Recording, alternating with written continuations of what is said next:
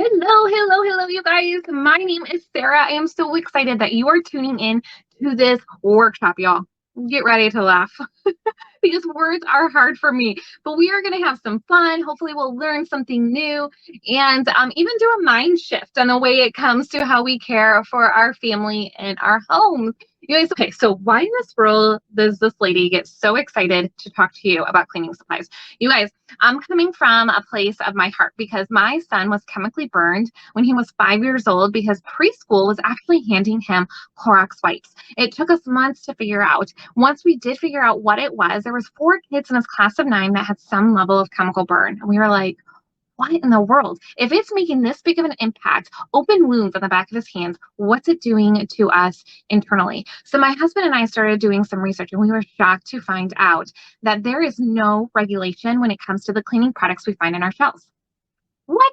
Yes, there is zero regulation, y'all. Zero. When it comes to what companies can put into our products. There doesn't need to be any sort of science testing on how it affects our health, as well as any animals that are in our environment, how it affects their health. In fact, over the last 50 years, there's been 86,000 chemicals that have been introduced into the US market. But studies are showing us that these are very toxic to our system. So for instance, let's talk about body burden, okay? So you guys, every adult has an average of over 700 toxic contaminants in their system today. What? Children actually like newborns start with over 200 toxic chemicals. How does this happen?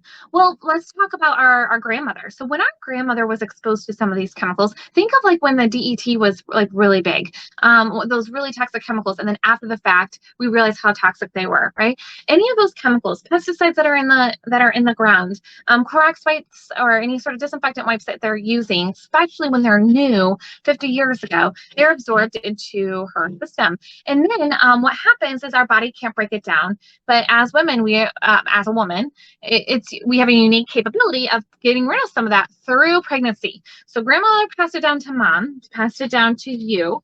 And then if you are a female that has children, it gets passed down to your children.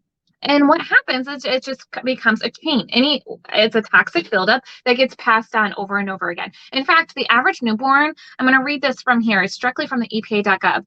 The average newborn has over 200 chemicals that are found in the cord blood.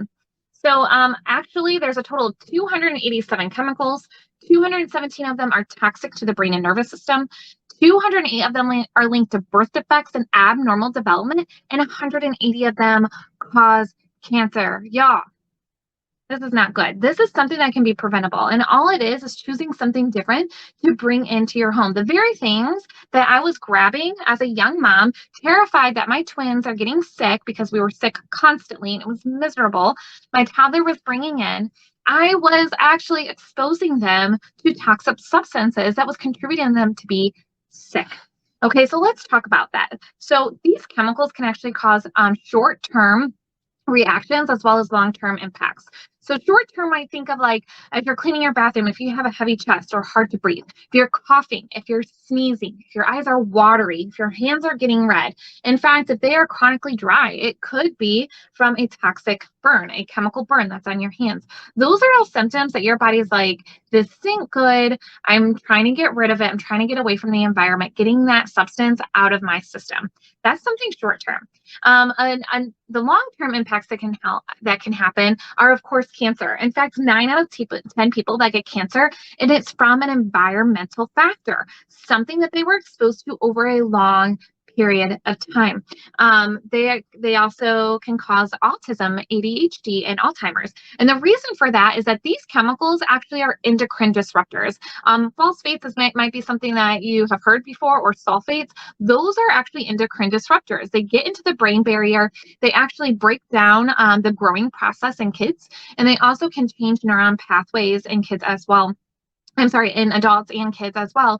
And that's what it does, is it actually changes the chemical composition of your brain. And so now you're looking at like Alzheimer's. It can cause and worsen symptoms of Alzheimer's. In kids, ADHD, autism, it can cause or worsen symptoms of. I've been hearing a lot more adults being diagnosed with ADHD. And a lot of it is developed over time through the toxic substances that they've been exposed to. The endocrine system also regulates the hormones and regulates the whole body. But let's talk about hormones. I don't need any extra help, right? But not only is it going to cause infertility, it also impacts non-reproductive hormones like your adrenals. Adrenal fatigue is very rampant in the US right now. Pituitary gland.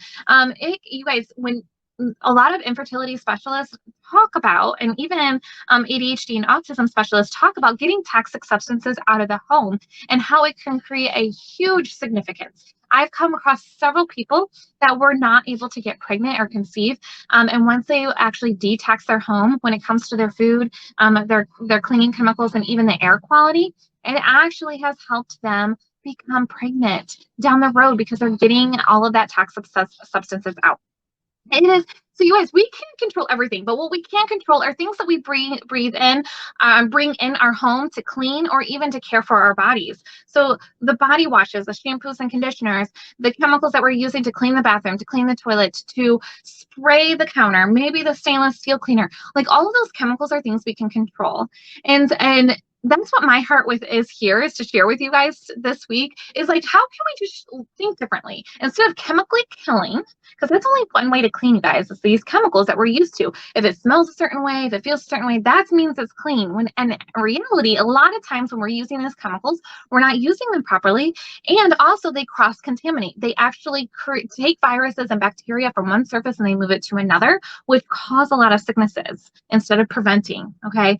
But we're going to mind shift, and we're going to shift a little differently, and we're going to talk about mechanical cleaning. What mechanical cleaning is removing things from the environment so they're not even there. Chemicals, it will kill, but it'll leave that dead bacteria spore there. Mechanical, we're going to remove that bacteria spore with just a cloth and water, and then that spore is going to die off. And I'm going to share a little bit more about tomorrow. You're going to come right back in here in this lovely bathroom of mine. We're going to take a black light with stimulated bacteria. I'm going to show you how chemicals truly work. Oh yeah, it's an experiment. And then I'm going to show you how Norwex works. We're going to talk about the science so you can see with my toilet how I clean the bacteria and the grossness of my toilet and how chemicals spread and Norwex actually removes. And I'll see you right here tomorrow night. All right, y'all, have a fantastic day.